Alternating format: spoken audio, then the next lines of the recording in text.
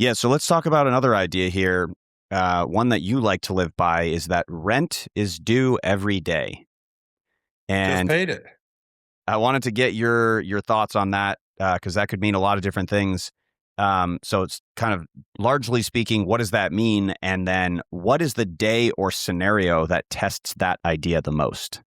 Well, I think that rent being due every day, right? That's such a great tool to use to make sure that you're maintaining the standard that you want to maintain. Say it's about having a great physique or it's about being a good dad, right? Means you can't rest on your laurels. You've done it for 20 years, but then today I'm doing heroin and ignoring my daughter. Like that's not in line with my standard. Rent is due. I got to be present with my daughter. I got to make sure she has food to eat. I got to take her to her appointments, whether it's cheerleading practice or soccer practice or school or whatever it may be. That rent is due, whether it's going to the gym or being a dad or being a husband. I think it's important to realize whatever you're doing, that you are doing it with the intentions of being very good at it. And that's what to me rent being due, because you just can't rest on your laurels. You're not gonna just keep a picture of you when you were in your best shape on your forehead, and your shirt says, "I used to look like the guy on my hat," you know, and that's where rent is due every day. And now your second part of your question, if you could just repeat that. Yeah, so what is the day or scenario that tests that idea the most? Well, and I think that is based on whatever identity you're trying to be that day. Whether it is being dad of the year, is it being, the owner of your business of the year, the entrepreneur of the year? Is it the podcast guest of the year? Is it the friend of the year? I think that's really determining what one you are for that day and where that rent is due.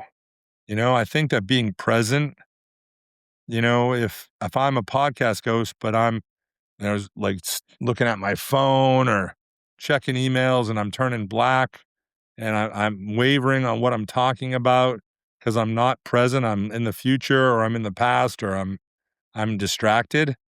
Then I didn't pay my rent as the guest of a podcast, and that's disrespectful to you. It's disrespectful to my family. It's disrespectful to anyone that doesn't have that ability to be on a podcast because they either can't speak or don't have a voice or whatever it may be. So to me, whatever it is that you're involved in, whether it's just having a cigar with your friends or, like I said, hanging out with your wife, right? Like, are you loving on her like you're the husband of the year?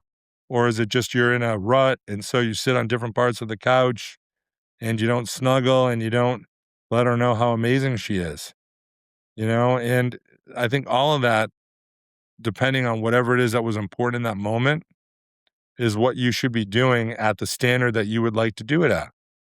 And I think that takes conscious thought. I don't think a lot of people put the conscious thought into like, what identity are they in at that moment?